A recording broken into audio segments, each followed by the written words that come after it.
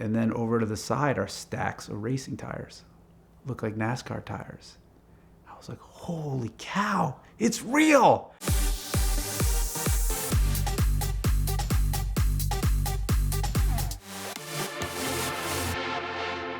All right, so this story starts way back in 2007.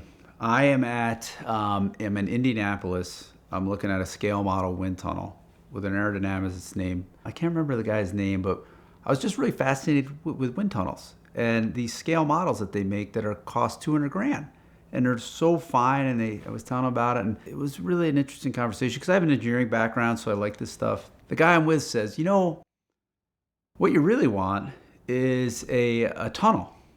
He's like, because, with these scale tunnels, we're always trying to correlate the scale model to the real world, and that's hard. Some of the information you get in these scale tunnels doesn't translate. And just testing outside is hard because the ambient conditions always change from one day to the next. So what would be really great is if you had this tunnel, and the tunnel was long enough where you could drive the car in the tunnel, the weather conditions would stay the same, and therefore your data would be the same. And since it's the real car, you're getting legit data. And I was like, that just seemed like a non sequitur. I'm like, that sounds pretty cool. It's just one of those exists. And he's like, oh, I don't know. He's like, I heard there's one like in Pennsylvania, but maybe. I just think it'd be a cool idea. I was like, okay. Of course, as soon as I get home, yeah. And I found on the internet, this 2007, that there was rumors that there was this disused turnpike tunnel in western Pennsylvania that had been being used in this regard. I am an explorer. I call myself like curiosity killed the cat. I'm a looky-loo. I love to drive around. So that spring, I took a ride this tunnel. You couldn't get to it because there were 7 tunnels that were constructed. Carnegie actually made them for railroads way back, and they were repurposed to do the first Pennsylvania Turnpike when it was 2 lanes. And then when they needed to expand it, rather than widen the tunnels, they just went around them. And the tunnels are still there. There's 7 of them. And this one, the highway goes around this kind of, maybe mountain's too big of a word, but it's kind of like this. And the tunnel goes on each end. So there's no real access to it. You can't get off the highway and go into it. But I could see on a map that I could get to the hill on top of it. So I drive as close as I could, and it's just woods. And I get out of my car and I start hiking. And I figure, well, sooner or later, I got to get down there. And I hiked down this super steep, muddy hill. I'm hanging onto the trees to get down. I mean, this is how, obsessed I was with this thing. I thought this was the coolest idea ever, if it's true. And I get down to almost to the bottom, and sure enough, there's this, you could see an old tunnel entrance. And I think it had these, really cool Pennsylvania Turnpike letters on it. But at the base of this thing, there's this, a stainless steel Quonset hut. It looked like it had been refurbished. And then over to the side are stacks of racing tires. Look like NASCAR tires. I was like, holy cow, it's real! I had heard that this was Chip Ganassi's tunnel. I can't remember at the time. I think it was not long after that. Yeah, it was like a month or 2 after that. I got hired to take over Road and Track. And during that process, we moved the magazine from Los Angeles to Ann Arbor. So I got pretty busy and I kind of forgot about it. But of course, you're always looking for stuff that nobody, you're looking for fresh angles, right? Everybody's going to talk about the new Corvette, but here's a story nobody's really talking about. There was some stuff in some trade magazines called Race Car Engineering, where some people kind of suspected it was there and they would kind of talk about it. So several years go by, it's like 2012, and I start calling Chip Ganassi's PR people, say, I heard about this thing. And they're like, we don't know what you're talking about. No kidding. I mean, it was like the funniest thing. I was like, what are you talking about? I went and I saw it. I got photos on my cheap digital camera. And they're like, well, that's trespassing. I was like, well, I didn't see any signs, kind of playing dumb. They said, well, why don't you come to Mid-Ohio? You can talk it over with Chip. So I go to a race at Mid-Ohio. I go to Chip's motorhome.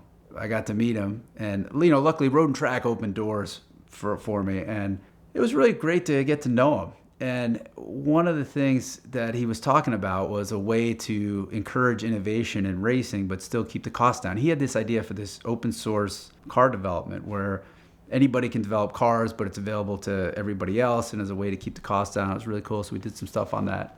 I said, this tunnel is you got to let me tell this story, because as racers, you want to prove your relevance to the car world, right? How do you do that when the cars are so similar? This is such a great story about racing and racers and the industry, because these are the crazy creative things you guys will do to get an edge. I mean, this is, I think, a universal story that everybody would enjoy reading. But I could see they didn't want to talk about it, because what they were afraid of was that it would get too well known as an unfair advantage, and then it would get legislated out of use. So I totally got it. So then I said, well, I think at the time Chevy was working with Ganassi. I said, well, okay, well, what if we take a Corvette in the tunnel? Maybe we'll test a Corvette. This is a great angle. Yeah, maybe. And then at some point, I think he says, well, if you get a Ferrari, you could take it in the tunnel. Because who would want to hear a Ferrari roaring down a mile-long tunnel? So I get the Ferrari. It's denied. No, I'm not going to do it. I'm playing by the rules. I'm waiting to get permission. I'm trying to come up with an angle that they're comfortable with to let me tell this story, because as somebody who loves motorsports and has met a lot of people in motorsports, they're never not impressive. Like the smartest people. I always think like engineering, they think of engineers, they call them nerds. But engineers are some of the most creative people in the world, right? What do? They come up with ideas to improve things and make things better. And here was this great idea. Turns out they actually have a patent on this tunnel. Ganassi and Ben Bowlby. And Ben Bowlby, if you remember, he designed that Delta Wing. And so at some point during this, I think I'd gone out to Gurney's shop where the Delta Wing was being built, and I'd met Ben.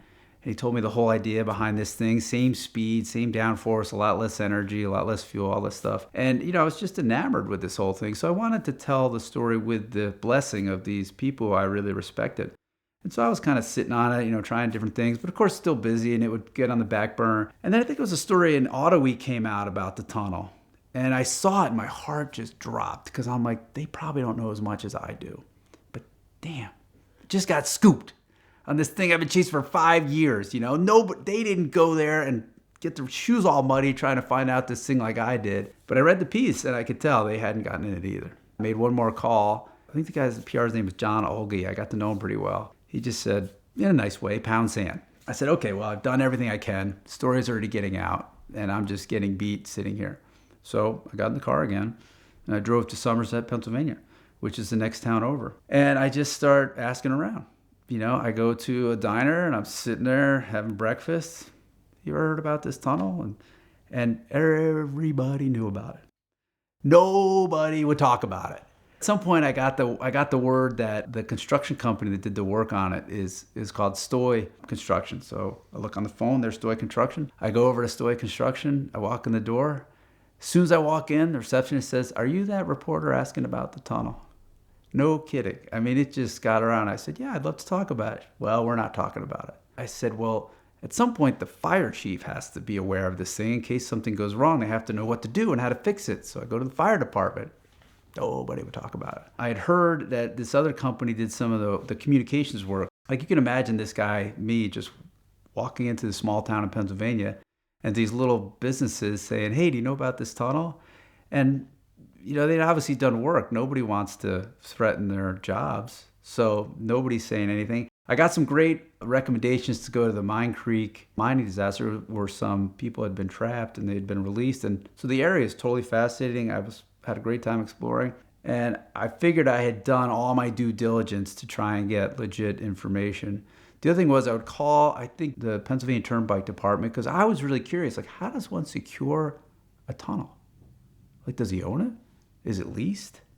And the funny thing was, when I would call and I would leave a message, they never called me back, but then Ganassi's PR guy would call me.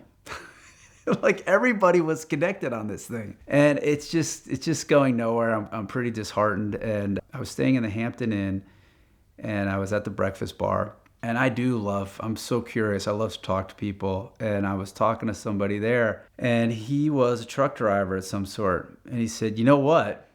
The guy you got to call is Darren Manning." And I recognized that name. Manning was an INDYCAR driver, and he raced for Ganassi. And I got Darren's number. And so I get Darren on the phone. I said, "Darren, listen, here's the story. I heard of this thing. I really want to tell this story."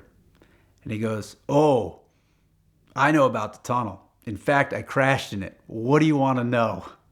And so He gave me the whole story. I mean, the story is even better than I thought because they were using this thing 24 hours a day nearly. He said that they would use it, to develop their cars. And he said there's so much minutia in a modern Indy car, meaning not just how much downforce you get for the drag, but also how do these body parts flex? How do they interact with each other? He said, you got to remember, these cars are so close that an extra 20 pounds of downforce over the course of a race is a huge advantage. So they're trying to eke out every little millimeter they can. So he said they were in that thing morning, noon, and night because, of course, the temperature's always the same, humidity's always the same. And so the story on the crash was they had these things where to make sure that they didn't have any drag on the brakes polluting the data, that these springs or something that would pull the pads back from the brakes. And at some point, what he would do, the tunnel, I want to say, is about 4,000 feet long. So they'd buzz to one end. There's a turntable underneath that Quonset hut I talked to you about. It would spin it around, go back the other way. And they have all this instrumentation on the car, and that's what they would get the data. And one of these brakes either failed or didn't break, and so when he hit the brakes, it canted the car, and he's like, he almost went up and all the way around it. Had a huge crash, but he was okay.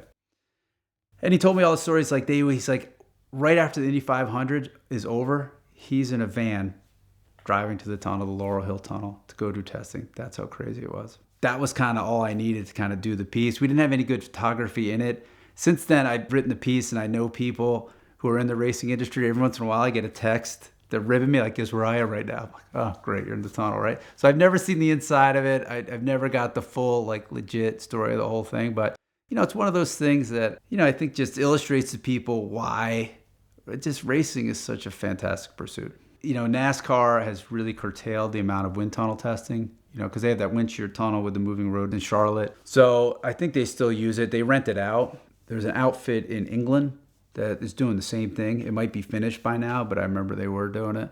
So it's actually one of those things that's pretty well, this is a great thing. I'm at the Lars Anderson Auto Museum, home of America's oldest car collection, and they are holding a sweepstakes where one of you is going to win this Porsche 992. You can enter at the link in the description below, and you will have an amazing car, but much more importantly, you'll be helping keep America's car culture alive. The Lars Anderson Auto Museum is the hub of New England car culture, and that is why every week here on the grounds, there's something amazing happening. So if you're in the Boston area, come say hey, and either way, enter to win this thing because it's awesome.